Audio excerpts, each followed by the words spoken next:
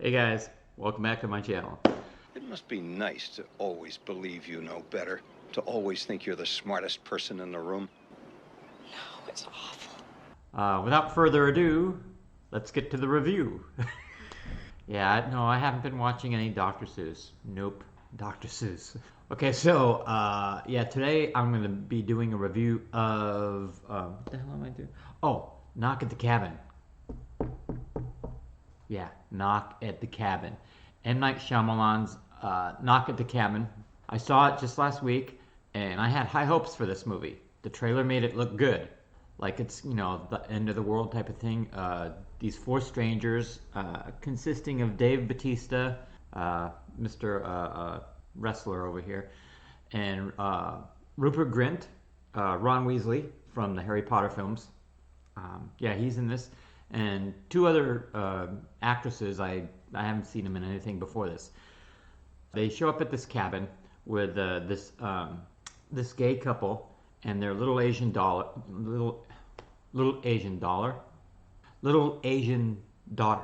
Okay, that's better. They want them to let them into the house. Yet they're standing outside with all these weapons in their hand, like, you know, and this cabin is out in the middle of nowhere.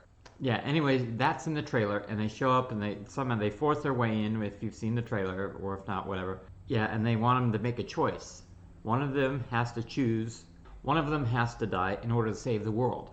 And these four strangers, Dave Bautista, I guess he's the leader of them, big, you know, and he's saying that they're there to prevent the apocalypse. No, no, no. They're not there to prevent the apocalypse. They're just there to tell them about the apocalypse and that they have to kill themselves. Dave Bautista and his friends, even though they have all these weapons with them, they're not going to use these weapons to do anything with them. They're not going to kill this family in order to save the world. The family has to kill themselves. It's a choice they have to make, the gay couple and their daughter. And so for every no that they give them, one of the horsemen kills themselves and something bad happens in the world. Like, you know, I sort of moved that treasure trove of stories and various things to Kathy, and I have complete confidence that she's going to take them and make great movies. Earthquakes, tidal waves, floods, dogs and cats living together, mass hysteria. And then as soon as you find this out, like towards the beginning of the movie. Rupert Grint is the first one to kill himself, because this gay couple, they don't want to kill themselves. They don't want to kill each other. They want their daughter to die. And then Dave Bautista says, turn on the news. So they turn on the news and they look on the news. Good evening. I'm God, and here's the news. And there's this massive tsunami tidal wave that destroys, like, a coastline of the United States or everywhere in the world. Like, there's all these tsunamis taking place and all these people are dying. Yeah, Rupert Grint, they kill him. At that point in the movie, in your mind that the four horsemen, they pose no threat to the gay couple and their daughter. If anything, they'll kill themselves. This is a horror movie? Oh, give me a break! You watch the trailer to Knock at the Cabin, M. Night Shyamalan's Knock at the Cabin. You just watch the trailer. That's the movie. That's the movie. Nothing scary about it. It's not a horror movie. There's no funny parts. And it's not a thriller. You're not even thrilled, because I kept waiting for, okay, when's the twist coming? Hey, Joe, guess what's about to happen? Who is this? Peter. That's impossible. Peter died 6 hours ago. We can't go back. Because watching M. Night Shyamalan movies before, he's either hit or miss. You never know what you're going to get. He's hit or miss. He's 50-50. Some of his movies are good, some of them are trash. Let's just stay ahead of the wind.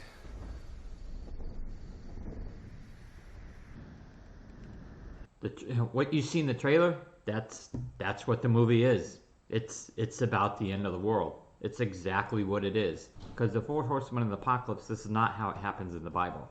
Okay, there's all these seals that have to be broken and everything.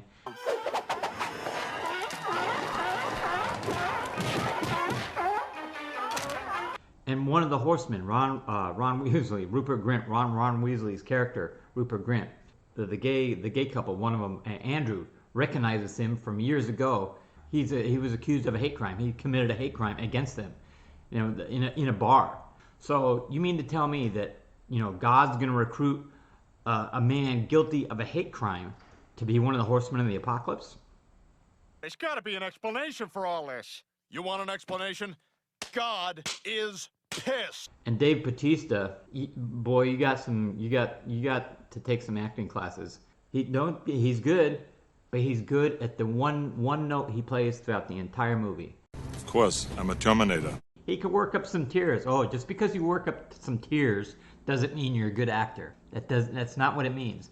Leave the dramatic acting up to like the Daniel Day-Lewis's, the Christian Bales. You can always be thinner. Look better. Yeah, Knock at the Cabin. Starts off with, first Dave Bautista. He has this little scene with the little girl in the movie.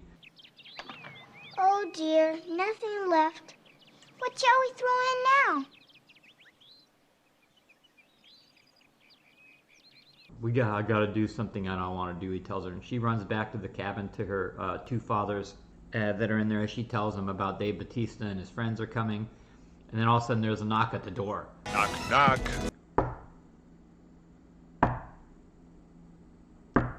They keep knocking, but, they don't want to let them in. If these strangers showed up and said they need to come in and talk to you, even if they had nice voices, but they got all these weapons with them,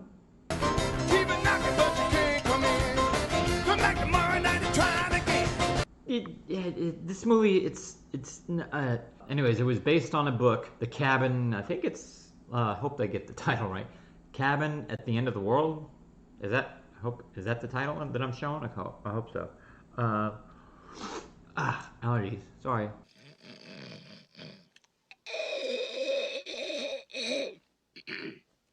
Sorry. This gay couple, Andrew and Eric, I think his name is, they take their little daughter, Wen, her name's Wen. They want to take her on a vacation, right? Summer vacation or whatever, school vacation from school. Who in their right mind takes their kid on a vacation to a cabin in the middle, alone in the woods, in the middle of nowhere? If you're a parent and you're watching this, would you take your kid to a cabin way out in the middle of nowhere in the woods, away from everything? Or would you take him to like Disneyland or, Magic Mountain, San Diego, take him to like, another country like Ireland? Or would you take, raise your hand if you do that. Now, how many of you out there would take your, kid, your daughter, or your child, to a lone cabin in the middle of nowhere in the woods? I would have them take their daughter where I would decide on where they're going to take them on a vacation, where there's other people around. Still have the four horsemen show up, maybe not with their weapons, because that would be obvious. And knock on the door, to let them in. They have something to tell them, and then get the weapons, and then weapons come into play at some point, because they're gonna kill themselves if they don't go. But then Andrew or Eric, the one, they escape or they yell, and their neighbors. The white people came and changed everything, but I am still your neighbor. Maybe they get a hold of a neighbor, or they're able to call somebody for help. Whoever comes into this situation to help them,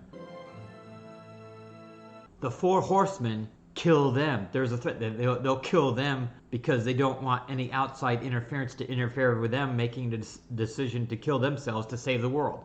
That would turn this into a horror movie. That would make it a horror movie, but nope. They're out in the middle of nowhere, and yeah, the four horsemen show up. The trailer makes it out like it's going to be a horror movie, but it's not.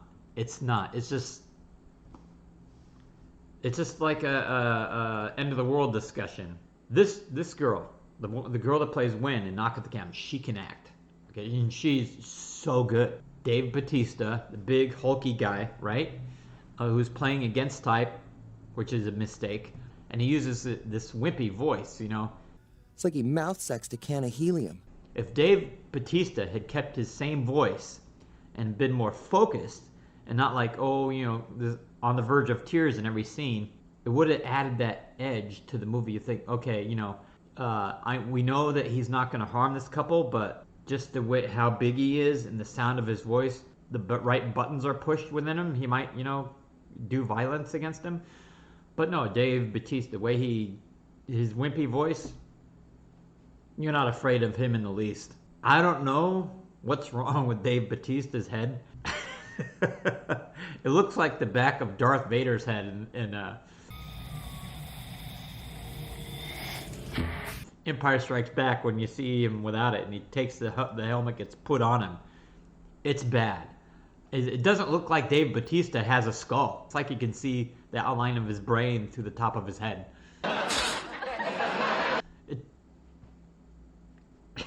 That's something I didn't want to see. M. Night Shyamalan needed to tell Bautista to grow a little bit of hair so we don't see that stuff. It's distracting. It's distracting at some points. You know, I was like looking at his head going, ugh, the hell is that? You know, is that his brain? Captain Terry's spray on hair. The music was haunting and electrifying. It's electrifying. And the opening credits get you excited about this movie. So I'll give M. Night Shyamalan that, okay? The music was terrific. And plus, Andrew, he overacts. The actor that plays him, he's an overactor. He can act a little bit, but he has a tendency when he has to show real emotions he speeds up his dialogue, and I couldn't understand what he was saying half the time. He's like, I'm like, that's a beautiful shade of lipstick. I bet you enjoy the music of Men at Work. You're incredibly foxy. Take off your shirt, take off your pants. Wow, what a body. That feels good. I'll give you a call. You better get tested. What? What are you saying? You don't go. The only thing this movie has in common with the 4 horsemen of the apocalypse that are in the Bible, that's the source material, is the name of them. And the fact that they bring about the apocalypse, the end of the world. If you can't respect the source material, then don't add anything to it or change it. Call it a hunch. Yeah, it ends up being dumb. You made that quite evident. The character of Andrew, there's one point in this movie where Eric and Andrew, they're tied up along with their, their daughter Wen, their Asian daughter Wen. Andrew is able to break free.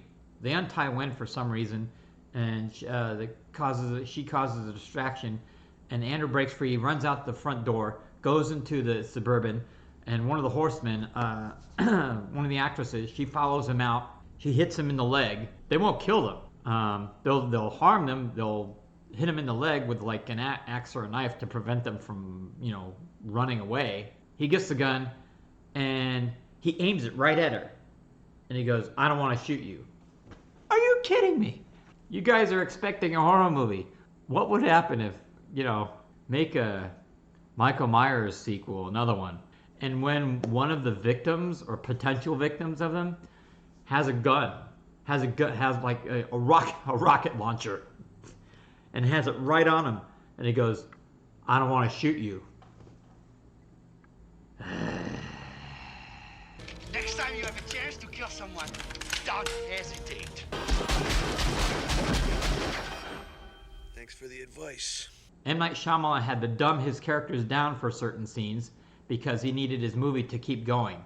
There's a good car singing scene in this where they're, they're on their way to the cabin and they're all singing in the car.